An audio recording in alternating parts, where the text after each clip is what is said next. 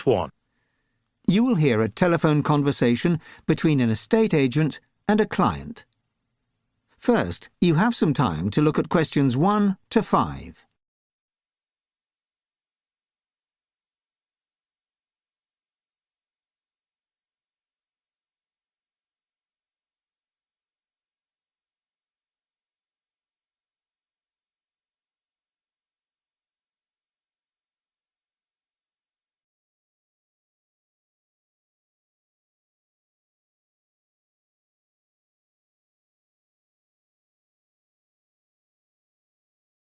Listen carefully to the conversation and answer questions 1 to 5.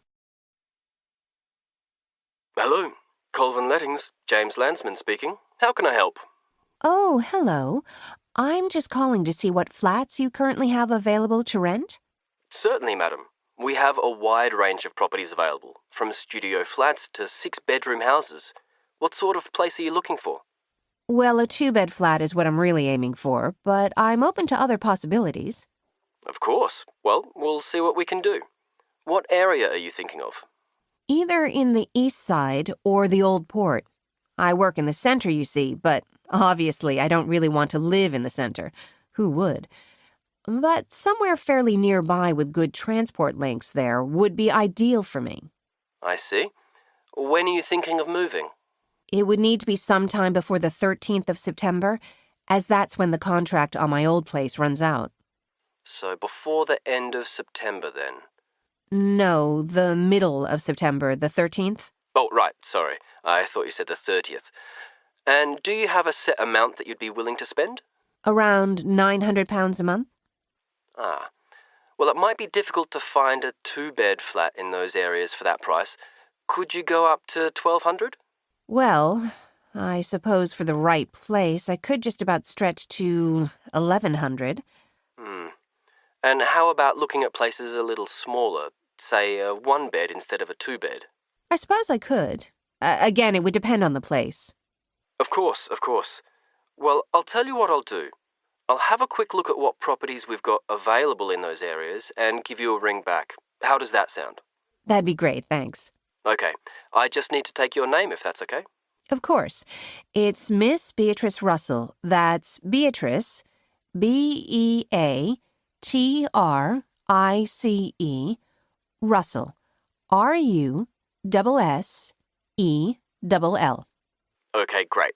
Thanks, Miss Russell. And your telephone number? 0774 0922 166. Let me just read that back to you. 07409 22166. No, it's 77 at the beginning. 077? Okay, got it. I'll give you a ring back shortly. That's great. Thanks. Bye. Before the conversation continues, you have some time to look at questions 6 to 10.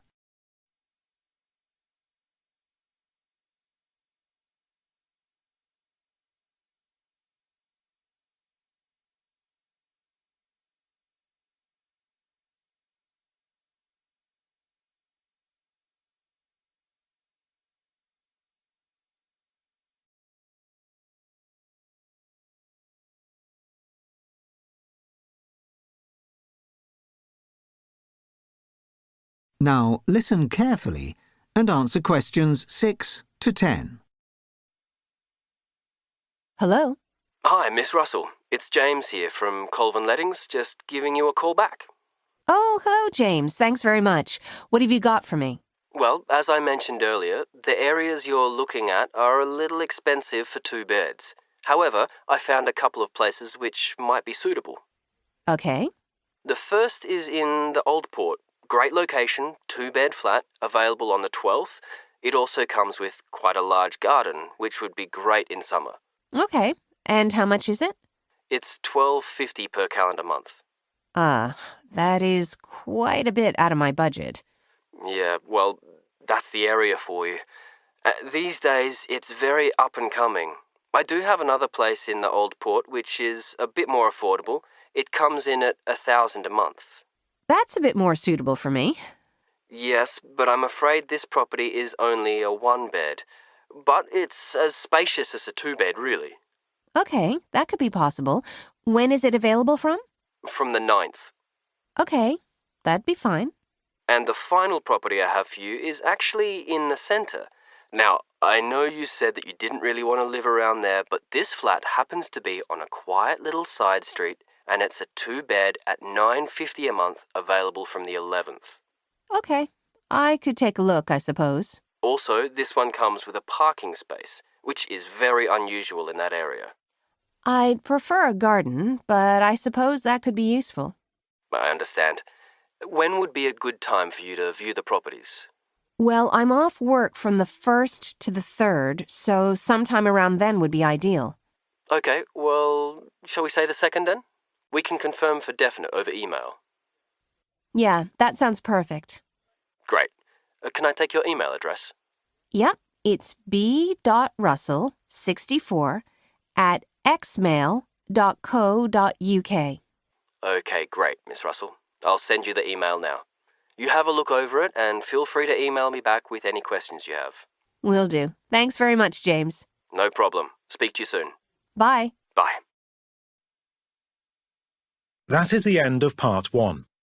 You will now have half a minute to check your answers.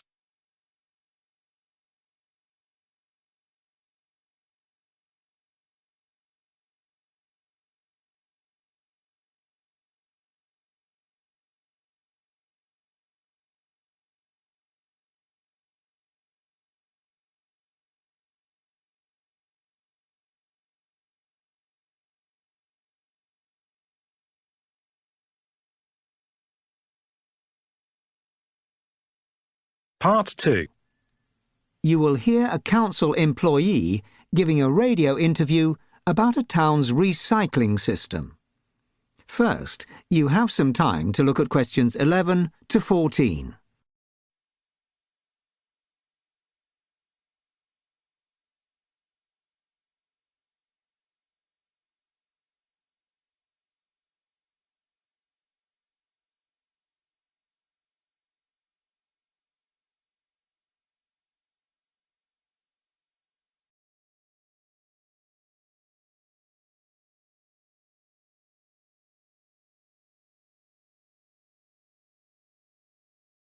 Now listen carefully and answer questions 11 to 14.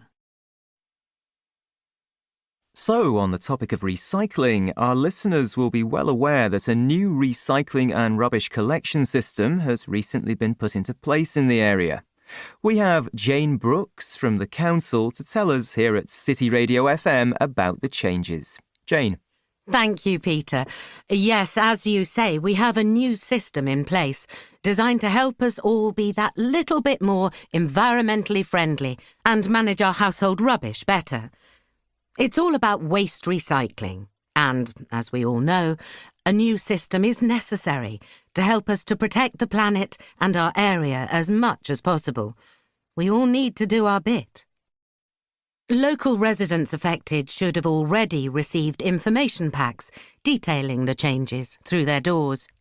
If any of you haven't received this, you can get hold of a copy in a number of ways. Our website, citycouncil.org, has a form you can complete to request a new one, or you can simply download a copy if you prefer. This is probably the quickest and easiest way to obtain a copy. They are also available at the library on Spencer Street. Just go in and ask any of the staff there for one.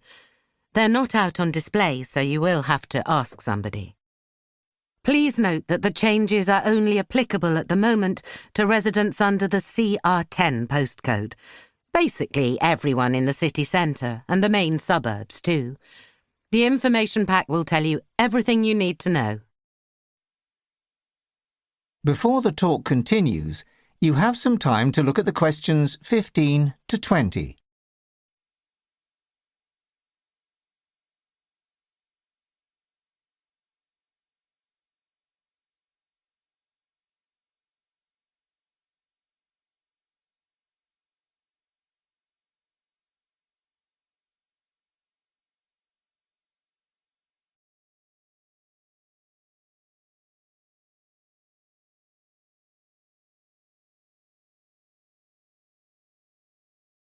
Now, listen carefully and answer questions 15 to 20. Some listeners are calling in with some questions about the new system. Jane? Very interesting questions coming in, Peter. Now, some of you have asked about exactly what you can put in the yellow, red and blue bins you have at home, and about the correct use of refuse centres. Let's start with the yellow bin. This is your main recycling bin, meaning you can put things like books, envelopes, paper, and also newspapers, cereal packets, anything made from cardboard really, in it. Although you can put some plastic items in this bin, such as clear plastic bottles, margarine or ice cream tubs, more durable plastics like pipes or old buckets should not be put here. Put these in the red bin. Larger items, even though they're made of plastic, like computer keyboards, must go to the refuse centre instead. Glass bottles used to go in the yellow bin too, but now you must use the mini recycling sites across the region, otherwise known as bottle banks or bring sites. Here you have to recycle by colour of glass, clear, brown, green, etc., and dispose of them in special containers, one for each colour. These bottle banks and bring sites can often be found in public car parks, supermarkets, etc. The blue bin is for organic materials only. Things like plants and weeds from the garden can go in here, along with waste from cooking and kitchen leftovers, potato and vegetable skins, that sort of thing. Each household has special biodegradable bags for the blue bin, so avoid using normal plastic bags or not using a bag at all. If you have bigger quantities of garden waste or rubbish left over from building work, you should take this to your local refuse centre. This, and not the coloured bins at home, is also the place to get rid of unwanted household items, including furniture, irons, fridges, freezers, hairdryers, old mobile phones. Some of these items can later be recycled once they've been taken apart. Everything else goes in the red bin, but be careful not to put too much in this one. This rubbish goes directly to a landfill site, so it's important to check if you can be green, so to speak, first. Every little helps. That is the end of part 2. You now have half a minute to check your answers.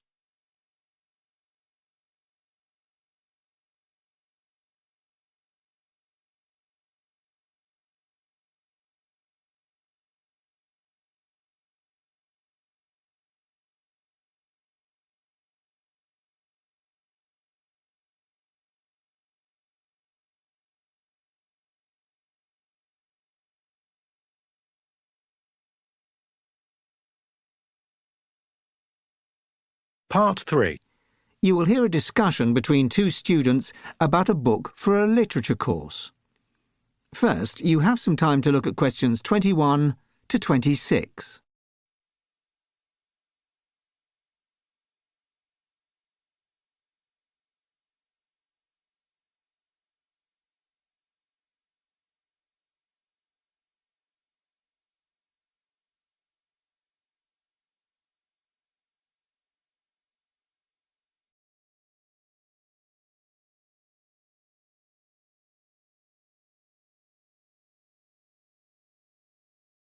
Now listen carefully and answer questions 21 to 26.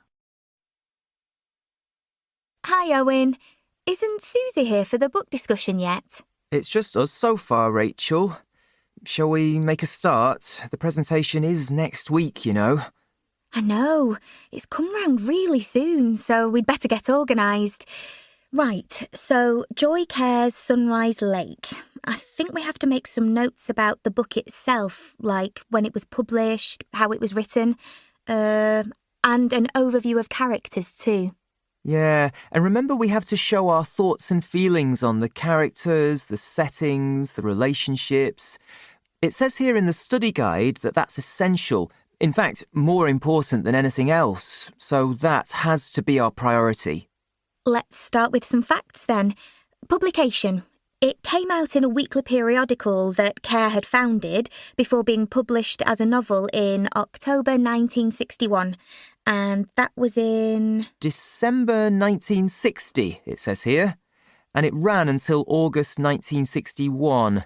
And it's important to note it was narrated in the first person, through the point of view of the protagonist.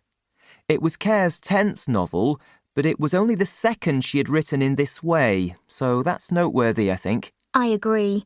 Let's highlight that. Right. And if I remember correctly, the story unravels in London in the first half of the 1950s? Spot on, Rach. What about the characters? I mean, Matthew's the protagonist. How would you describe him? For me, from the beginning, the character inspires sympathy. I mean, he's so innocent and likeable, and you just want him to thrive in life. I don't know that I felt compassion for him from the start, but once you come to understand his terrible family situation, the reader is just rooting for him to escape that and make it. We can't forget Sally Baxter, of course. She and Lucy are also key characters. Personally, I loved Sally Baxter, though she was rather eccentric, to say the least. So rich, yet wearing those old wartime clothes every day, looking to wreak revenge. I found her character quite eerie, actually. I don't agree. I felt quite sorry for her. Remember how she ended up that way? She was just heartbroken after the war, really. Though I must admit she had a somewhat odd character, and her behaviour was not exactly conventional. Well, let's turn to Lucy, Sally Baxter's adopted daughter. She was obviously damaged by living with her adoptive mother, and Matthew is so in love with her. But would you say that he really was? Or did she just represent everything Matthew strived to be? Wealthy, cultured. His existence could be described as humble at best. In fact, this could be the impetus that makes him strive for more from life. I don't know about that, but I think the affection was mutual. She just didn't know how to show it. Sally Baxter's treatment of her was so unfair, wanting Lucy to be bitter like she was, but she couldn't do that to Matthew. She was too fond of him. Hang on, it's a message from Susie. Ugh, she's missed her train, so she can't get here. She says we should plan the presentation and then let her know what we want her to do. She says sorry. It's a shame she can't be here. Let's decide who's going to do what, and then we can at least let her know. Before the conversation continues, you have some time to look at questions 27 to 30.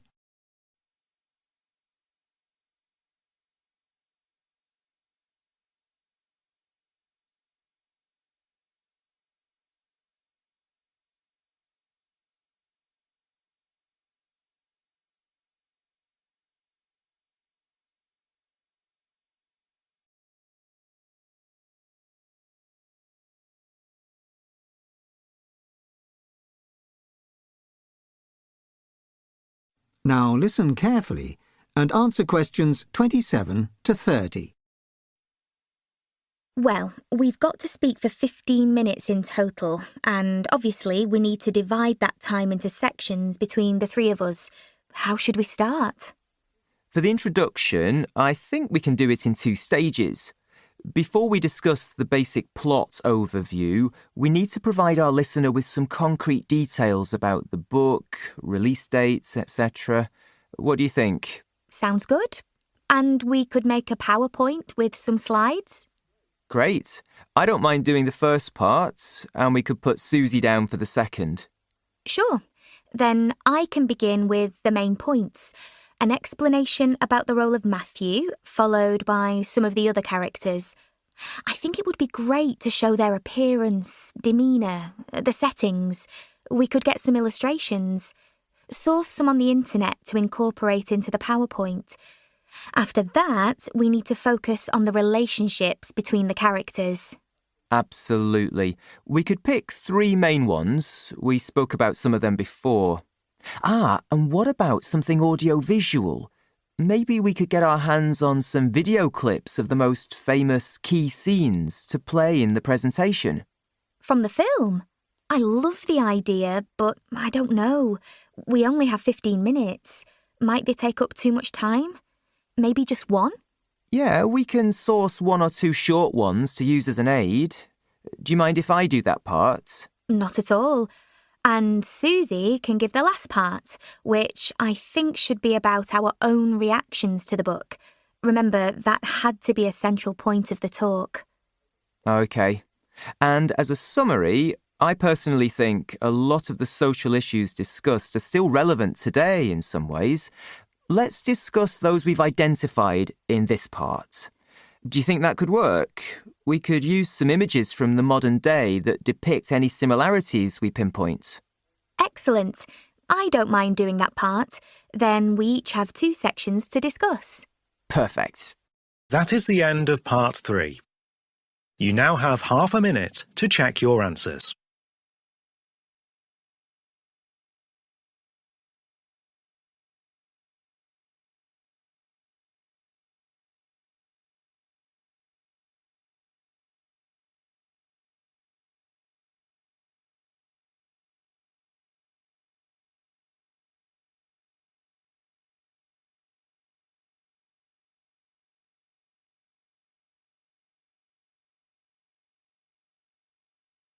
Part 4.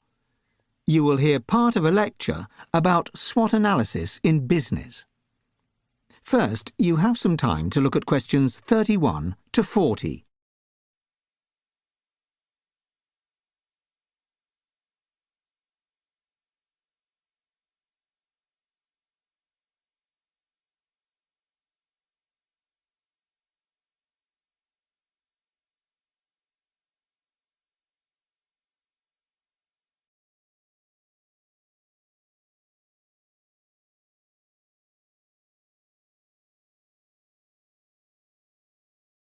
Now listen carefully and answer questions 31 to 40. A well-defined business strategy guides organisations by offering clear vision and direction. It can be defined to the business, an individual project, or a business venture. If an overarching business strategy is implemented, then all employees can be assigned goals accordingly. This week, we are going to look at one of the oldest established frameworks for planning business strategy, SWOT, or SWOT analysis. Its exact origins are unclear, but many attribute it to Albert Humphrey, working at the Stanford Research Institute in an attempt to explain the failure of corporate planning. What is SWOT? It is an acronym for strengths, weaknesses, opportunities, and threats. Strengths being the characteristics of a business that would put it at an advantage to its competitors, whereas the weaknesses are those that would disadvantage it. The opportunities are elements in the business environment that the business could exploit to its advantage, whereas threats are those that could cause trouble. These could then be categorized as internal and external factors. The internal factors are the characteristics of a business that are able to be ranked as strengths or weaknesses. Think about the reputation of a brand leader. This is clearly a strength when compared to a company that is just starting up and doesn't have any recognition. Other internal factors include, but are not limited to, what the company is selling, whether that is a product or a service, how much they are selling it for, all of the staff in the company, the organization's finances, output possibilities, and so on. Obviously, these factors are all dependent on the organization in question, and there is no set list. A small accountancy firm would have a very different internal makeup to a large manufacturer. Moving on to external factors. These are the areas that are beyond the company. They are out there and exist, and you can't change them. However, understanding these things that are beyond your control will limit your organization's exposure to shock and ensure that you are ready for an ever-evolving business world. These factors include what your competitors are doing, changes in society and fashions, laws being passed and trends and factors in the marketplace.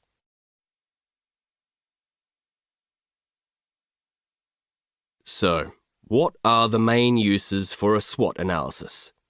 Existing businesses can perform one at any time to check the changing environment and react accordingly.